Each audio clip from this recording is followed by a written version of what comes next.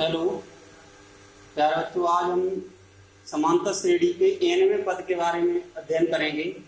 इससे पहले हमने समांतर श्रेणी की परिभाषा, प्रथम पद क्या होता है, सार्वधातुक क्या है, समांतर श्रेणी क्या होती है, ये सब पढ़ा। अभी ये मैं बताता हूँ समांतर श्रेणी का nवां पद।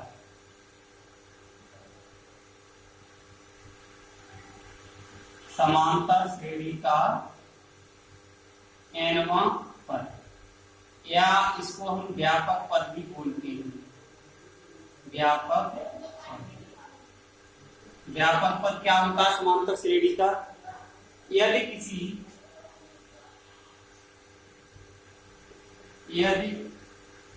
किसी समांतर श्रेणी का प्रथम पद ए और सार्वधातुक बी है, तो श्रेणी क्या होती है? हमारी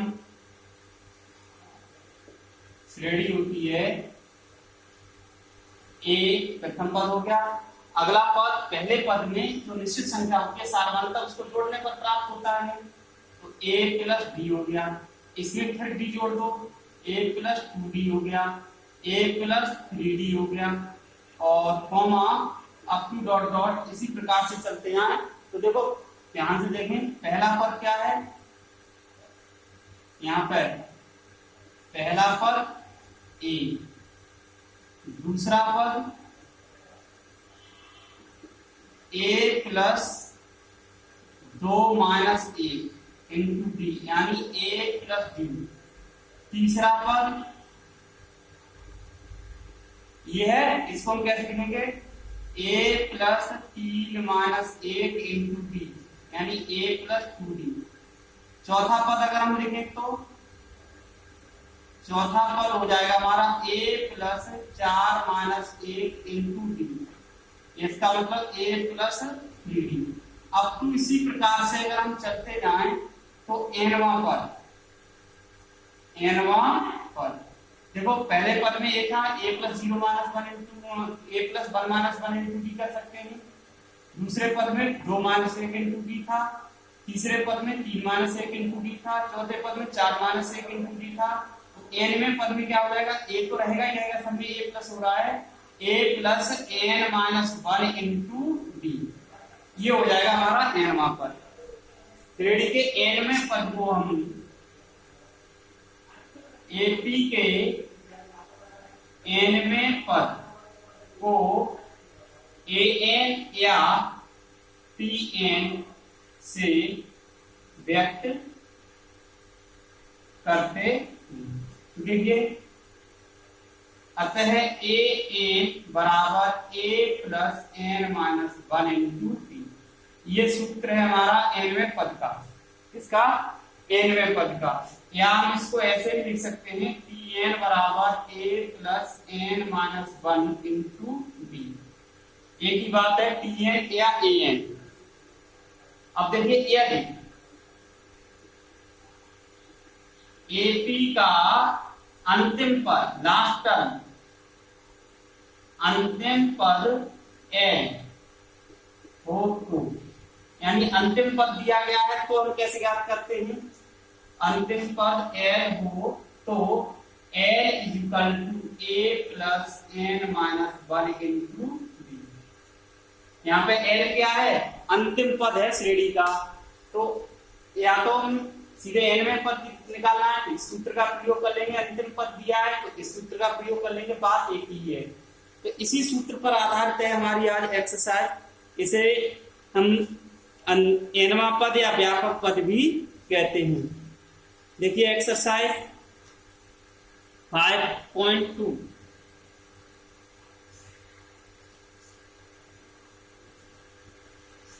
अब प्रश्नावली की बात करते हैं। प्रश्नावली 5.2 है जो इसी पर आधारित है।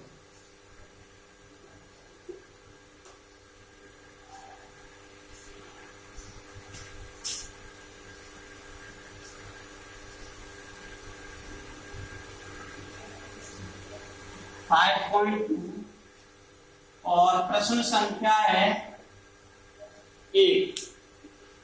पहले प्रश्न में इसमें केवल ये दे रहा है निम्नलिखित सारणी में रिक्त स्थानों की किताब रखेंगे अपने पास, और इसमें क्या दे रहा है, निम्नलिखित सारणी में रिक्त स्थानों को भरिए जहां एपी का प्रथम पद ए और सार्वधातुक डी तथा एनवा पद ए एन है। तो देखिए पहले पार्ट में हमें जो खाली स्थान दिया है उसमें ए एन पूछा गया है। ठीक है, पहला पार्ट बता रहा हूं मैं, पहले प्रश्न का पहला पार्ट है। दिया क्या है, दिया है हमें ए का मान 7, सारणी से ए बराबर 7 दिया है, डी बराबर 3 दिया है और एन बराबर दिया है 8।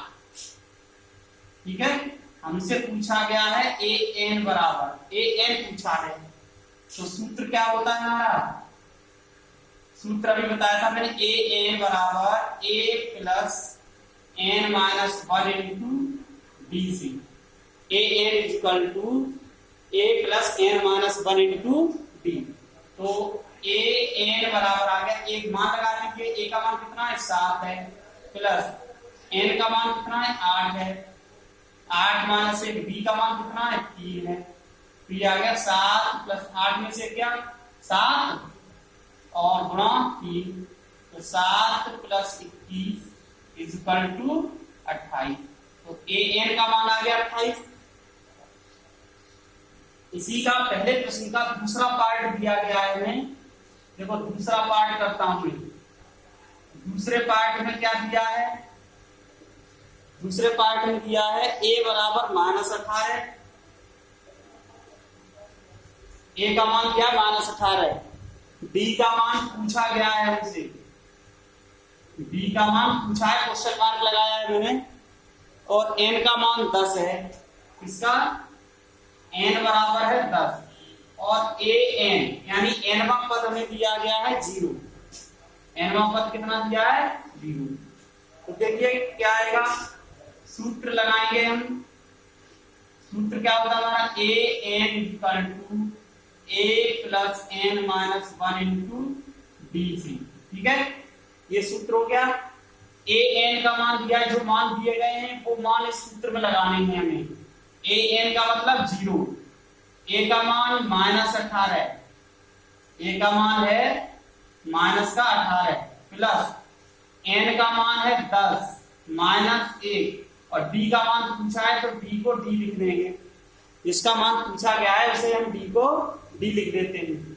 अभी आ गया 0 बराबर कितना आ गया, ये -18 और 10 में से क्या 9 प्लस के 9d, 18 को इधर भेज दें तो 9d बराबर आ गया हमारा 18 और d बराबर आ गया 18/9 सॉरी, तो d बराबर कितना आ गया, तो d का मान आ गया था।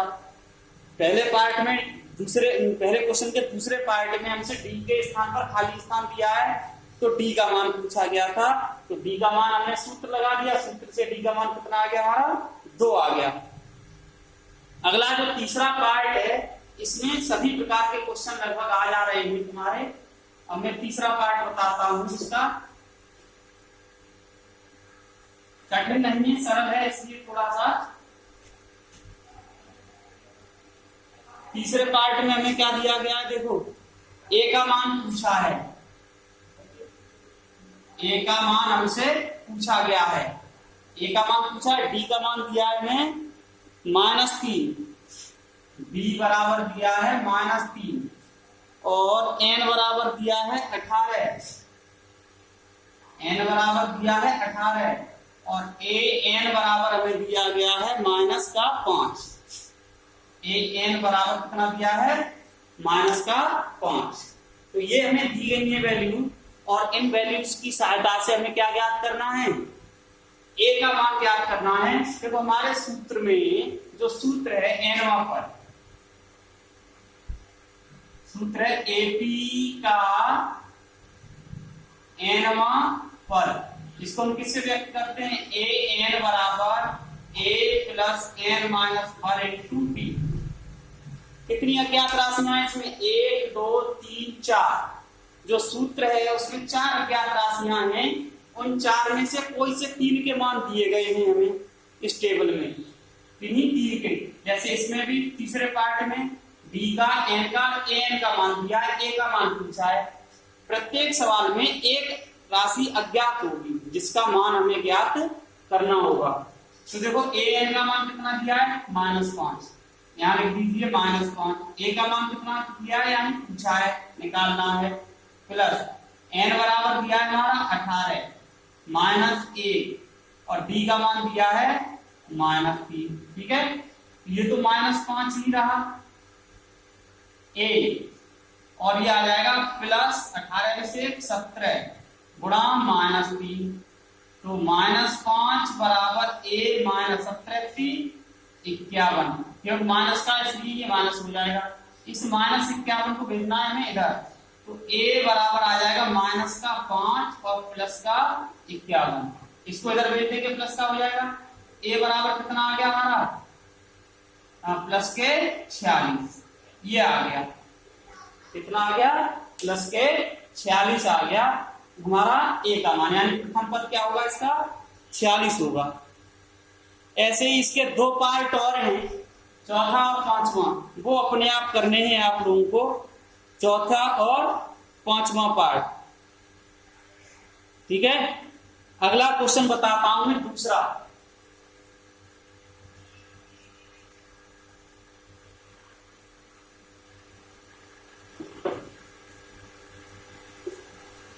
दूसरा प्रश्न क्या दिया गया है हमें? दूसरे प्रश्न को पढ़ता हूं, ध्यान से सुनेंगे और किताब पास में रखें तो ज्यादा अच्छा रहेगा। निम्नलिखित में सही उत्तर चुनिए और उसका औचित्य दीजिए। निम्नलिखित में सही उत्तर चुनिए और उसका औचित्य दीजिए। देखिए एपी दी गई है 10 7 4 का 30वां पद है। पहला पार्ट है दूसरे का।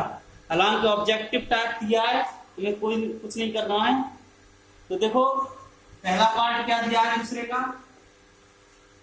श्रेणी दी गई है हमें,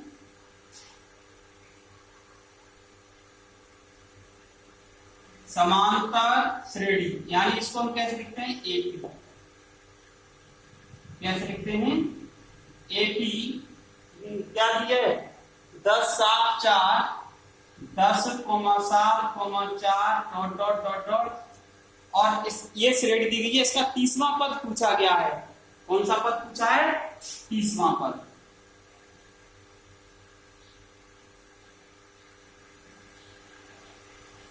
तीसवां पद पूछा। देखो यहाँ पर सबसे पहले तो हमें जो दिया गया है वो लिख लो। देखिए जहां मैं लिखता हूं ए बराबर, ए का मतलब प्रथम पद।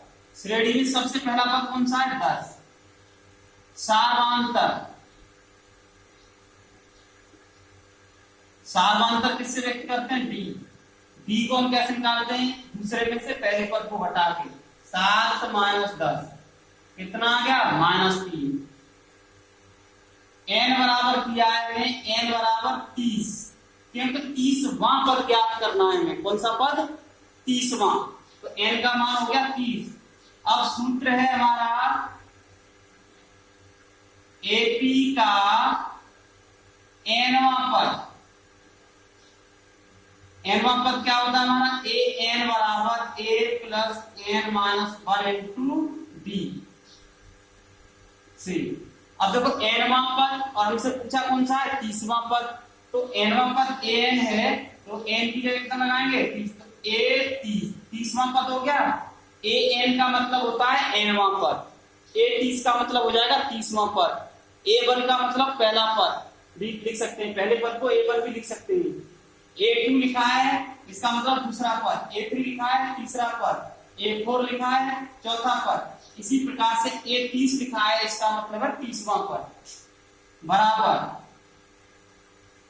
A का मान दिया है 10 प्लस 30 - 1 और D का मान है -3। तो ये आ जाएगा 10 प्लस 29 गुणा -3 बराबर 10 माइनस कितना हो जाएगा? -87, तो ये आ गया हमारा माइनस का 77, A30 यानी 30वां पद। अतः AP का 30वां पद कितना आ गया, माइनस का 77। पहले प्रश्न का जो विकल्प सही है वो सी सही है।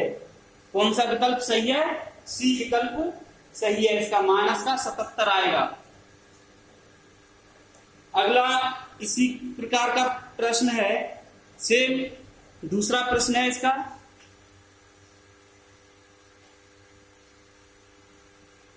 इसी प्रकार का दूसरा प्रश्न है, उसको बताता हूं मैं।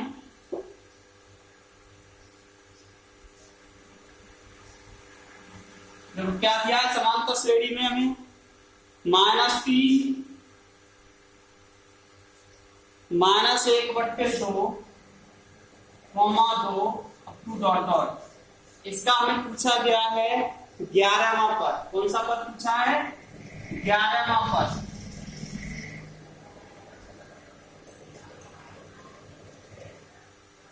ग्यारहवां पद पूछा है। देखो श्रेणी के जहां पे है क्या वो लिख लो पहले।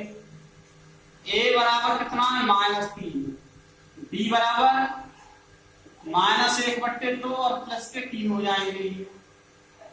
A2 -7 होता है, यानी दूसरे पद से पहले पद को घटाते हैं, तो ये आ जाएगा हमारा कितना, ये आ गया। इसको सॉल्व करेंगे तो 5/2, B का मान आ गया। और n बराबर है 11, क्योंकि 11वां पद पूछा इसलिए n बराबर 11। अब देखिए nवां पद क्या होता है, an बराबर a + n-1 × d, ये सूत्र है हमारा। अब हमें कौन सा पद चाहिए, तो 11वां पद। 11वें पद का मतलब हो जाएगा a11, nवां पद था तो an का 11 मान, तो a11 बराबर a का मान है -3 प्लस 11 - 1 इंटू b का मान है 5/2। हल कर लो इसे, -3 और 11 में से 1 गया, कितने बचेंगे, प्लस 10 गुणा 5/2। 2 से कितने बार कट जाएगा, ये 5 बार। तो ये आ गया -3 + 5 पंजे 25, और ये आ जाएगा हमारा प्लस का 22। कितना आएगा, प्लस का 22। इसका कौन सा विकल्प सही है, बी विकल्प सही है।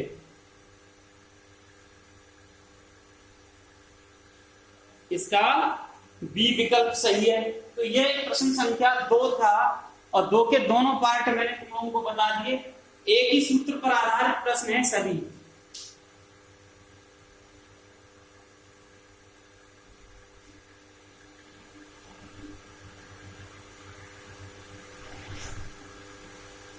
जितने भी प्रश्न हैं वो सभी एक ही सूत्र पर आधारित हैं, इसलिए कोई दिक्कत नहीं है इनमें। अब देखिए तीसरा प्रश्न है,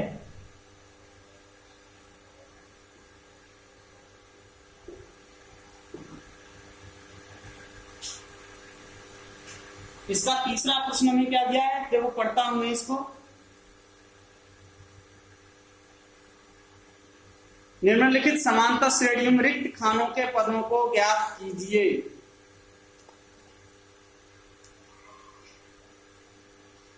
हमें जो पद दिए गए हैं उसमें रिक्त खानों को हमें ज्ञात करना है। तो देखो पहले वाले में जो दिया गया है हमारा, वो दिया है 2, फिर एक खाली स्थान दिया है, फिर 26। ध्यान से समझेंगे, 2 दिया है, फिर खाली स्थान है, फिर 26 है। तो कुछ तो प्रश्न ऐसे हो जाएंगे सीधे सीधे निकाल सकते हैं हम।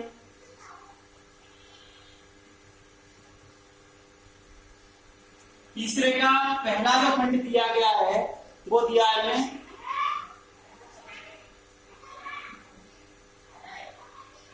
2, खाली स्थान 26। इसमें समझने वाली बात यह है कि ये एक समांतर श्रेणी है। क्या है? एक समांतर श्रेणी है। इसके 3 पद दिए गए हैं। इस समांतर श्रेणी में कितना है? 3 पद हैं। ये एपी है हमारी। क्या है? एपी। एपी दी गई है, तो इसका पहला पद कितना है? देखो इसी तरीके से बताऊंगा मैं यहाँ पे। वैसे इसको तो हम आसानी से ज्ञात कर सकते हैं। जहां ए बराबर कितना है हमारा? 2। ठीक है। और कुल पद कितने? 1 2 3 पद हैं। तो n बराबर हो गया 3। n पदों की संख्या होती है। n जो देते हैं, n पद लेते हैं, उसमें n श्रेणी में पदों की संख्या होती है। n बराबर कितना हो गया? 3। और an अंतिम पद दिया गया है। अंतिम पद इसको n से व्यक्त करते हैं, वो दिया है 26। भाई हम श्रेणी देख रहे हैं, तो श्रेणी का अंतिम पद 26 है। तुम्हारा सूत्र क्या होता है? L बराबर होता है a plus n minus 1 into D. एक पहला मेथड बता रहा हूं जिससे हम सभी सवाल हल कर सकते हैं, इसलिए इसको मैं दूसरे मेथड से ही बताऊंगा। तो L का मान है 26, a का मान 2 प्लस n माइनस 1, n का मान 3 माइनस 1 इंटू डी। डी नहीं बताया मैं इसमें। तो देखो 26, इसको 2 पे इधर ले आओ। 26 माइनस 2 बराबर 3 में से क्या? 2d। और d 2d बराबर आ गया 26 में से 2 गए 24, और d बराबर आ गया 24/2, यानी d बराबर आ गया 12। कितना आ गया? 12। अब b बराबर 12 आ गया, तो देखो अगला जो पद होता है वो कैसे ज्ञात करते हैं? ये दूसरा पद है। दूसरा पद कैसे ज्ञात करते हैं? एपी का दूसरा पद। पहला पद, दूसरा पद, तीसरा पद। दूसरा पद तो ज्ञात करना है। क्या होता है? a प्लस डी होता है दूसरा पद। a प्लस डी निकालेंगे, क्या आ जाएगा? a का मान 2 प्लस d का मान 12। 12 को 14। तो यहाँ पर खाली स्थान में क्या आएगा हमारा? 14 आएगा। कितना आएगा? 14। ये आंसर सही है, इसका 14 आंसर आया। दूसरा तरीका देखिए इसका। अगर केवल इतना ही दिया है 3 पदों के लिए, दूसरा तरीका है, दूसरी विधि, सेकंड मेथड है। देखो ये दिया है हमारा T1 बराबर 2, T2 में कुछ नहीं दिया है, और T3 बराबर दिया है 26। T1 का मतलब पहला पद, T2 का मतलब दूसरा पद, T3 का मतलब तीसरा पद। तो देखो समांतर श्रेणी दी गई है। अतः अब देखो हम T2 माइनस T1 बराबर क्या होता है? T3 माइनस T2 से। ये AP के लिए कोई भी श्रेणी समांतर श्रेणी तभी होती है जब उसके पदों का जो क्रमिक पदों का अंतर है वो समान होता है। दूसरे में से पहला घटाएं, तीसरे में से दूसरा, चौथे में से तीसरा, वो सभी अंतर कैसे आने चाहिए? हमारे समान। तो T2 कितना है? ज्ञात करना है। T1 कितना है? हाँ, T1 है 2।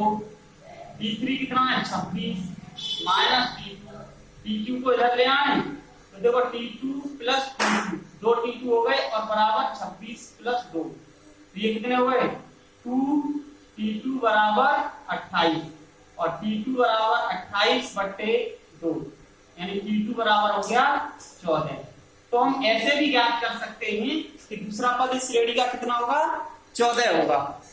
इसी प्रकार से इसके और भी प्रश्न हैं,